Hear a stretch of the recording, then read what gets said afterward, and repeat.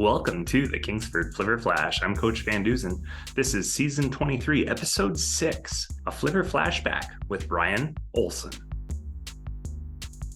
right. Well, thanks for coming on today, Brian. This is awesome. Thanks for having me. Yeah. So tell us a little bit about your high school days playing here at Kingsford. Okay. I played the 93 and 94 seasons. 93 was special. We undefeated state title. Those are always nice to have. And senior year, we went back to the state semifinals, met up with Belding, who we beat in the semifinal the year before. Both years were whoever won that game was probably going to win the state title. But I loved every minute of high school football. Looking back at it, the games are cool. Those memories, but it's just, you remember hanging out with your friends and being with the guys and those experiences. Played for Coach Hofer. I enjoyed that experience. He's intense. A lot of people know Coach Hofer. He's intense, but that translates on the field too. Who are the assistants at the time? So the assistants when I played were Andy Wilsius and Dan Short, and Mr. Allen. Craig Allen helped out a little bit. Had a few people come in, help out a little bit, but those were mainly our coaches. Jeff Harry helped out a lot too. So good group of guys. I respect the heck out of those guys. They were good coaches. They were good to us. They pushed you and they made you work, and they got a lot out of us, And the results speak for themselves when you're going to state championships and semifinals. And Yep. I remember some of those stories. Never coached or played against them myself, but against Belding, full house tee. Yeah. And, Hide the ball. Yeah. Rocking the cradle coming through. Yep. Yeah. So our junior year, when we beat them, our game plan pretty much was tackle everybody. Because you didn't know almost have to.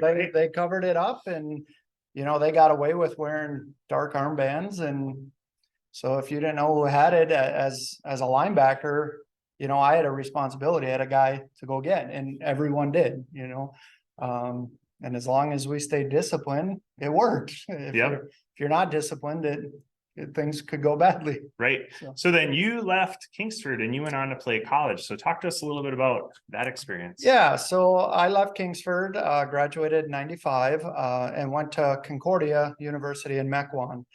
Had a couple of different opportunities, but my brother was playing there, and my brother's 2 years older than me. I never played with him in high school. So I thought, that'd be a nice opportunity. They had education, which I was looking to go into. Recruited me, and I thought, well, I'll give this a chance. I had some other opportunities at bigger schools, but I knew my days were limited. I was not a pro athlete. I was not. So rather than going and being a tackling dummy at a bigger school for a couple of years, I went to play, and worked out well. Freshman year, I got quite a bit of playing time. My first play in college, I was the third string tight end in our second game. Pretty much worked scout team up to that point, and not really anything reps wise with our first team. We were a 2 tight end system, and backup tight end tore his Achilles, and the coach looked at me and said, "Get in there." He said, "I know you know how to block, get in there." Yeah. And at Kingsford, we learned how to block. So get in as they're breaking the huddle, and the other tight end just points, "You're on that side of the line." I said, "Perfect. Left side of the line, my brother's left tackle." Get up to the line. "Hey, what do I do?" And he looks me dead in the eye and says, "I don't know what I'm doing on this play."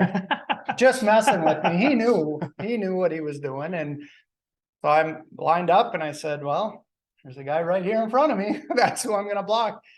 I had no clue what the play was, didn't know what we were doing. So I fire off, drive block this guy, get hit in the back, and finally realize what happened. Laying in the end zone, they ran right between my brother and I. Oh, wow. That was my first collegiate play for a touchdown. Wow. That's awesome. So that was, my brother still tells that story of, I'm a wide-eyed freshman coming into the game. I have no clue what's going on. Never a rep in practice with the first team. And so that was a cool way to start. Yeah.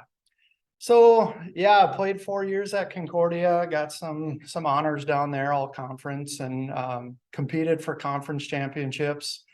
I had a chance to play against Coach Novara. He brought that up I'm in sure our he did. 100th episode. If you go back and listen. Okay. Yeah, Mark Novara is a great college quarterback. Not good. He was great.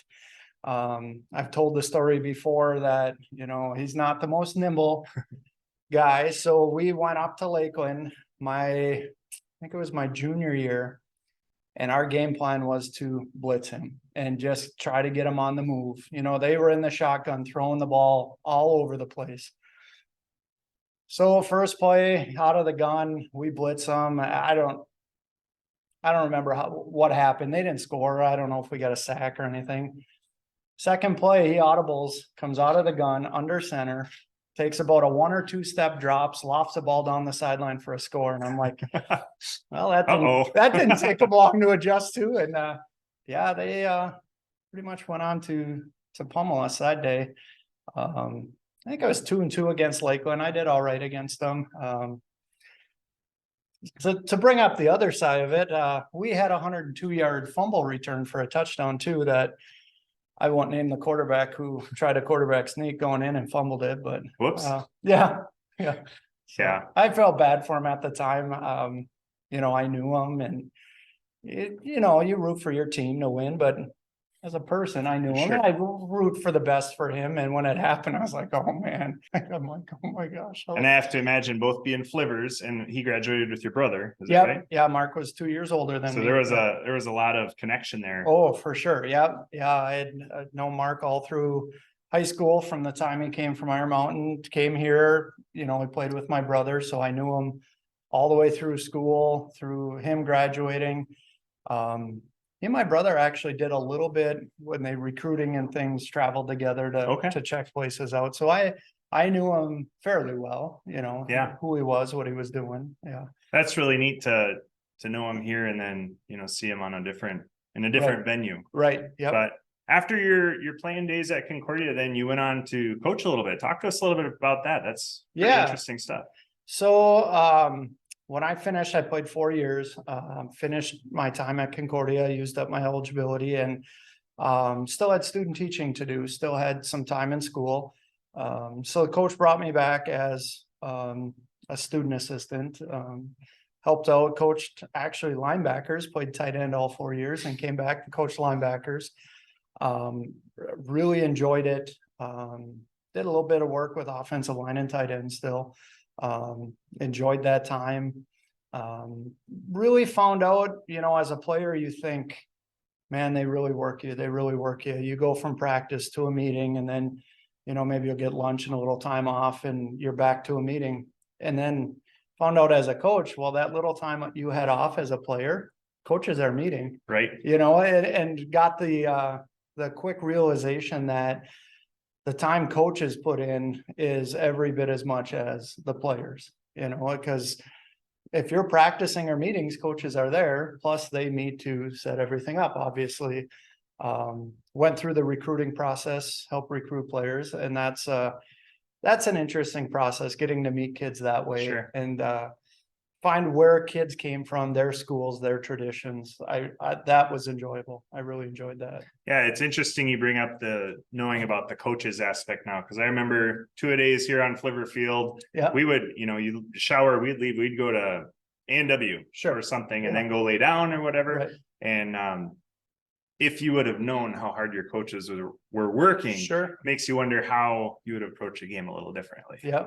Yeah. So after your coaching, was Kingsford your first job? No. So when I left Concordia, my wife was finishing up her schooling and got a medical residency in Duluth, Minnesota. So I started putting feelers out for coaching positions, didn't get a teaching job right away. And Duluth Denfeld was looking for a coach. So I met with Coach Moores, who was their head coach at the time, about a position. Didn't know what it was, what level, and interviewed. And when he called me back, he actually offered me their defensive coordinator position. Oh, wow. So I took it and I did that for 3 years and loved it. Implemented some of the stuff I had learned from my college coach and, helping coach defense there. And what level was that? It was high school football? Yeah, in Duluth. Yeah, so coached at Duluth, then filled as a D coordinator. Got a couple rounds into the playoffs, had almost a really defensive coordinator's dream. Our first round of the playoffs, we were playing Grand Rapids, and we ended the third quarter up 2-0. And I thought, how nice would this be as a defense? Yeah. Win a game 2-0. We ended up winning. I think it was 9-0. We scored a touchdown, but yeah, that would have been nice. That's really cool. Yeah. So from Duluth, I moved back home. My wife finished up her training there, and my uncle approached me about youth football. He had cousins of mine going through youth football, and I thought, yeah, I can do that. I'll help coach youth football, and did that for a year, and found out that just because it's not the highest level of football, there's reward watching that big of gain in kids in their progress. So really enjoyed that. Then got hired at North Dickinson and coached a year up there with Joe Redinger. Again, every experience comes with their own unique things. And that was no different. North Dickinson would roll out the ball and win 6 to 8 games a year. And he knew it. He told us that, listen, we can roll out the football and win 6 games. Right. We got to work for the other 3. And that's why we got to get better. So that, the small community was nice, coaching and seeing that aspect of it. And then my son got to the age of youth football, and I said, you know what, I want to coach my son. And Tom Christensen and I kind of bit that off as when, his son and mine are the same age. So as 5th graders, we took that on and we coached them right through 8th grade. And like I said, that is rewarding, watching young kids who as 5th graders know nothing about zero things, right? They know what a football is and they know they got to throw it and kick it a little bit, but that's about it. And to watch them progress through 8th grade and how much they change is rewarding. Like I said, coaching collegiately to that, it's almost as rewarding to see that progress of kids. Even the level of football is so much lower, but the progress that you see is phenomenal and rewarding. And my son was playing youth football this year for the Marquette County League. Okay. And they had the same white hat at every game. He coached or he reffed every Saturday. Sure. And I talking to him a little bit at the last weekend there. And I said, this had to be just an awesome experience because he saw all the teams from week 1 when they, couldn't line up right. Right. My helmet's on backwards. And then progressing to actually running plays and doing it properly and doing things. So you mentioned your son, and he's going to graduate here. And he just sent me a text last night where he got an ROTC scholarship at Tech, which is amazing. So I want to hear a little bit. I'm always interested in what is it like being the dad up in the stands. You played at Flivver Field, you went on to college, you coached a bunch of different places, and now you get to watch your son out on the field. What is that like? It's amazing to watch a kid grow and just progress from honestly being an okay football player to really working hard and getting to that level of being a really good football player. When Isaac started his freshman year, he was a running back through youth football. He was small and fast. He could run. So he was a running back all through youth football. Hit high school and he started to grow a little bit. Moved him to the line. And I had concerns, how was he going to do on the line? And he absolutely loved it. To this day, he will, he's a lineman through and through. I mean, deep in his heart, he is a lineman. And that makes me proud. So his freshman year, people ask me, well, are you going to continue coaching? Are you going to get on? And I said, you know what? I want to sit back and watch. Like you said, I want to be the dad in the stands and let him, I've always coached him, let him experience other coaches, let him do his own thing and do it. And I thought if after 1 year, I miss it so much, I'll try to get back to it. And I enjoyed watching him and the experience and watching him work. you know, you and I had talked before, Isaac was a kid that he just wanted to play. He didn't care where he played. He wanted to be on the field. And you probably could tell the story better than me, but he went to you guys and said, I want to play. Where do I need to play? And I think it was, you guys told him right then, center. Yep. Never snapped a ball a day in his life. Yep. And he said, you know what? All summer, this is what I'm doing. And committed to the weight room, committed to snapping, workouts, and it worked out for him his junior year, started all conference player. As a dad, I'm like, that's perfect. He did it. I didn't prompt him. He went and took the initiative to get on the field. So as a parent, that makes me proud, you know, and to see him work and get to his goals. And then senior year comes around and find out this neck injury that he has 4 plays into a scrimmage takes the season away.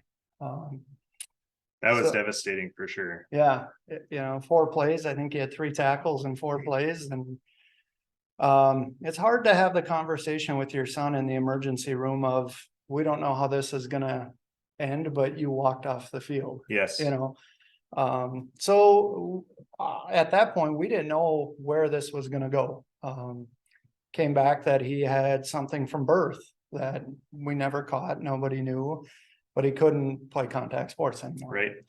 Which, as you know, he wanted a career in the military or wanted to go to the military anyway. And we initially thought that was gone and that was taken away. So, just recently found out he got an ROTC Army scholarship and,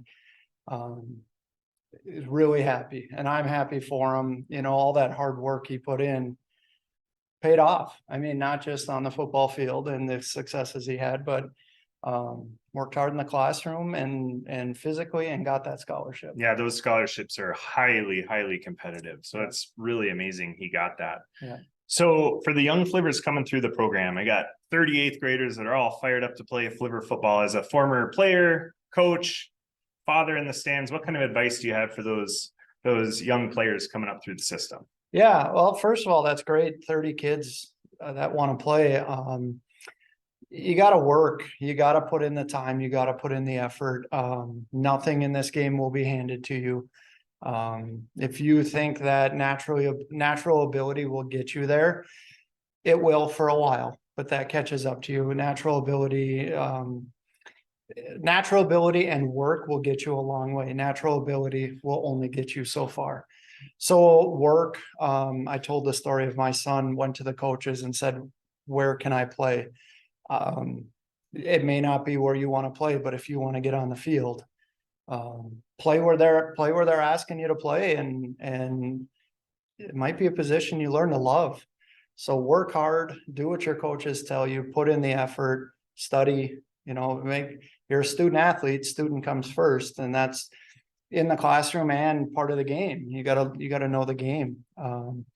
So you put in that effort and things will go well. The best version of who you can be as a football player will happen. And I'm glad you mentioned the classroom there, because our big thing, which you know, and Isaac completely embraced it, was win in the classroom, win in the community, and win on the field. And I remember a conversation we had with Isaac. He'd worked so hard to get to his senior year of football, and it was taken away from him. Mm-hmm. But we said, you know what, we're not worried about you at all, because you're going to be a great student in college. You're going to be a great, if you have some kind of military career, great father, great husband, great worker, because of all those things that you've done up till this point. So if you are working hard, good things are going to happen. And I also, like you said, might not be where you want to be, right? Like, not everybody can be the starting quarterback, starting tailback. Sometimes we just need a quick tackle, and that's you.